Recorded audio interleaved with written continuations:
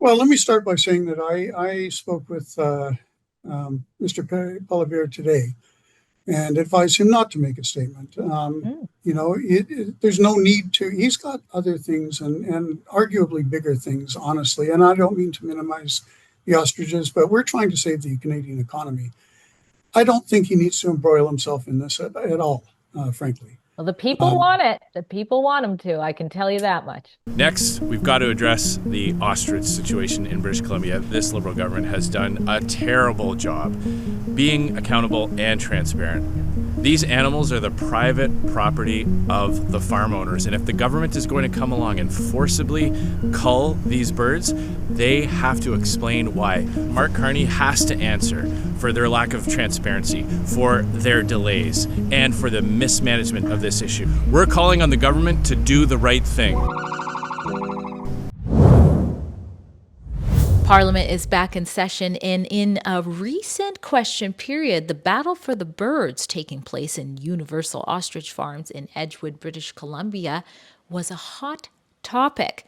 That battle, of course, is farmers versus the Canadian Food Inspection Agency, which has descended on their land to cull their healthy flock of 400 ostriches, who were engaged in research to further therapeutic antibody research to help viruses like COVID.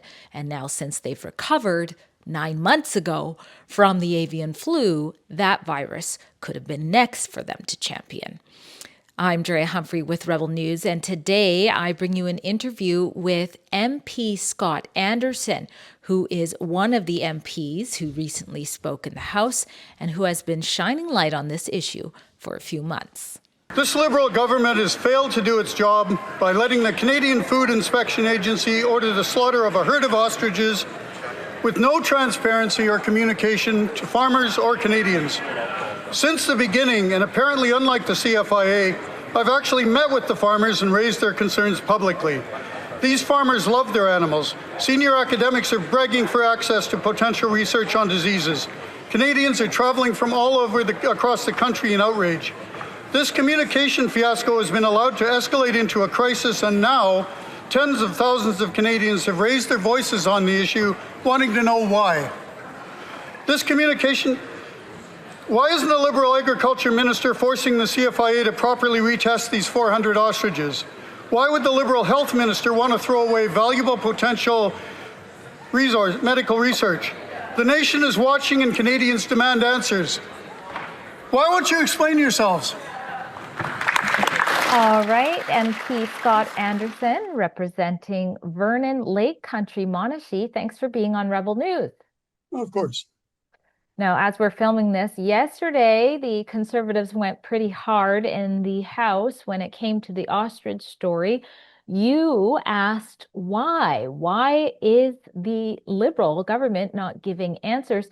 And you say that this is a failure of the Liberal government. Why is that? Well, it's a failure of the Liberal government to oversee the CFIA. It's like many things. They're letting the country run on, just run without any sort of direction. And this is an example of that. The CFIA is culling.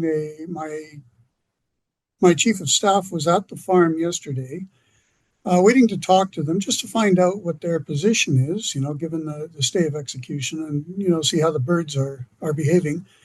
And she waited there for 4 hours, literally 4 hours. And they didn't respond. They never indicated that they weren't going to. They just didn't show up, even though they're on location. Wow. I think the Canadians need some transparency. What is going on? Are these birds a danger? Number one. If they are, let's hear what the danger is. Not some speculative, well, they may have this or that. Let's test them and find out. Why are they culling if it's not necessary to cull them for public safety reasons? And exactly why do the Liberals want to destroy knowledge? Because I've got quite a group of senior academics, including Jeff Wilson, Dr. Jeff Wilson, a double doctorate, Dr. Stephen Pellick, Right. who's a tenured professor at UBC in neurology, and bunch of other ones, some of whom don't want their names released at this point, Mm-hmm. all saying that this call may very well be unnecessary and at the very least to test the birds to see what their current state is. You're absolutely right. And we also have the top health officials in America who seem to be noticing that there is opportunity that shouldn't be slaughtered with this flock as well. What do you make of that when we're told that the Carney government is putting Canada first economically when there could be an opportunity to ease some of the trade tensions by working with the Americans to save this flock and the science they represent? Well, I mean, I can't speak to that. That's not my department. What I can say is that we've received letters from Europe, from as far away as Australia. I mean, this Hmm. has become an international phenomenon. But Canadians really, I mean, I'm getting 1,000 emails a day into my office. Wow. Unfortunately, I have the staff to parse through them and answer them, at least most of them. Other offices are getting, I've heard 300, I've heard 100, but across, and these are just these are MPs who don't even live in BC. Hmm. I think pretty much every riding, Liberal, Conservative, or NDP, and even the Bloc are probably receiving emails. I've heard of a number of them anyway doing that. This has caught the imagination of Canadians, and Canadians would like answers. Absolutely. And Mark Carney's office has responded to a couple people. We'll put that on the screen with sort of a canned response saying, you need to reach out to the health minister, their his own agriculture minister. What do you make of that sort of push to, go bug them, not me? Well, I think we see this in the House all the time. I mean, I've seen Stephen Harper blamed in the House for things that have nothing to do with Stephen Harper. I mean, I would have thought that would get stale after 12 years, but I guess not. Yeah. I think this government is in a state of near anarchy. They are always pointing the fingers at somebody else. Either that or they're telling us about how good tomorrow is going to be, but they will not take responsibility for any of the problems that they have themselves created over the last 10 years. And this is an example of that. Um, we've got the CFIA with whether they are right or wrong. They have the power to come on clearly onto private property and uproot people's lives. And if we're going to give bureaucracies that kind of power, we sure better have some good reasons for it. Absolutely. To date, not a single one of the birds that are surviving, close to 400 of them, have actually ever been tested. They keep talking about tests of two deceased carcasses from almost 10 months ago. And like you said, why? Why not testing? That is the question everybody is asking here. Now, Indeed. what would the Conservatives have done differently here? Because we're told that this is a policy, it's the stamping out policy, it's what the World Health Organization says that they should be doing. I have explained in more detail why the CFIA in this case is actually superseding what the World Health Organization guideline sort of says. But what exactly would the Conservatives have done differently for this situation? Well, I think I would like to think I'm not the agriculture critic, nor do I want to be the agriculture critic. I don't have the expertise in this, but I would like to think that we would do exactly what we're asking the Liberals to do, is be transparent. If there is a reason to call these things, let's hear it. Mhm. If there's not a reason to hear it, let's find out why they want to call them. If there is no knowledge to be had, let's have somebody stand up and say that they haven't, because I've got, Dr. Stephen Pellick, Dr. Jeff Smith, or sorry, Wilson. These people are senior academics, and they are all saying that there's a wealth of knowledge that we're destroying with these decades-old ostriches. Once they're gone, we can't get them back. They can replace the herd. Then we've got a herd with no resistance to bird flu, and clearly, if they got it in the first place, it must be coming in from the wild. If it's in the wild, then a new herd with no immunity is going to suffer the same fate. Mhm. It seems to be a circle of I'm not sure what their plan is, honestly. I'd Absolutely. like to know, though. Yeah, we all would like to know. And the wild, I'd like to know why the wild is not dropping out of the sky at mass because of this. Oh, it must be because they are allowed to have offspring that have the resistance from the antibody and pass that on, which is what we are killing here as well. Now, just so people know, I know a lot of people are saying, oh my goodness, thank you so much. They're finally, I see this a lot. Finally, the conservatives are saying something. And I'm trying to go, well, MP Anderson has been saying something for a while. I know they really want to hear from Polyev as well, which I believe he hasn't made a statement. But just so people watching know, tell us what your efforts have been. We've covered some of them, but just so people who haven't noticed yet, what you've been doing sort of behind the scenes and on the scenes for this fight. Well, let me start by saying that I spoke with Mr.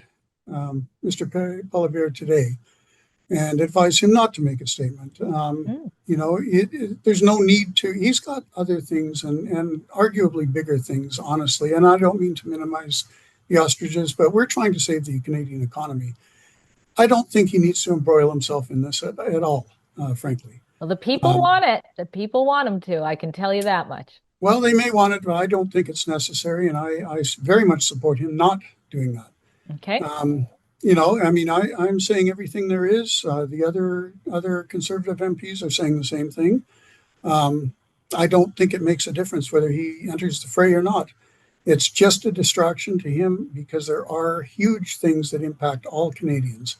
I know that people are emotionally invested in this, and I completely understand that, and I am too, and I support it. But I don't think we need to embroil a leader in this fiasco, frankly. Well, I won't push back anymore on that, but I did ask you what you've been doing because I know you've been actually speaking to this issue for months now. Sure. So recap some of those efforts. Sure. It was, I'm not sure, January or February, maybe, or March. Mm-hmm. I first visited the farm with my parliamentary analyst and met the people involved. Prior to that, my first act was to look at academic research because I'm not a biologist. My father was a PhD in biologist, but I haven't got anything like his schooling or experience. So I reached out to people who do. And so I went down a whole string of, I'd say, probably 10 academics. Dr. Bonnie Mallard is another one. She was actually the professor who taught the current head of the CFIA. He was her thesis advisor at the time. So these are not crank academics. I reached out to them to get their take, and I was quite surprised to learn that the people I spoke to said that the cull may very well not be necessary because these ostriches they have no way of knowing because they're not allowed to test, and there's a $250,000 penalty, I understand, if they do. And jail time. They're threatened with jail time, 6 months. Yeah, I'm sure they have, and the owners have actually been arrested already. Right. But they said that this cull, in all likelihood, the birds have achieved natural immunity. So instead of being a danger, they are now a block to the disease. Mm-hmm, mm-hmm. This idea conflicts, obviously, right with the idea of stamping out policy. Mm-hmm. Why are we doing that if these things have herd immunity, if they've achieved a natural immunity through exposure to the disease? Why would we cull them, replace them with new birds who have no resistance? That makes no sense to me. I mean, I'm not an academic, but the academics ask the same question. Why? Mm-hmm. That makes no sense to them either.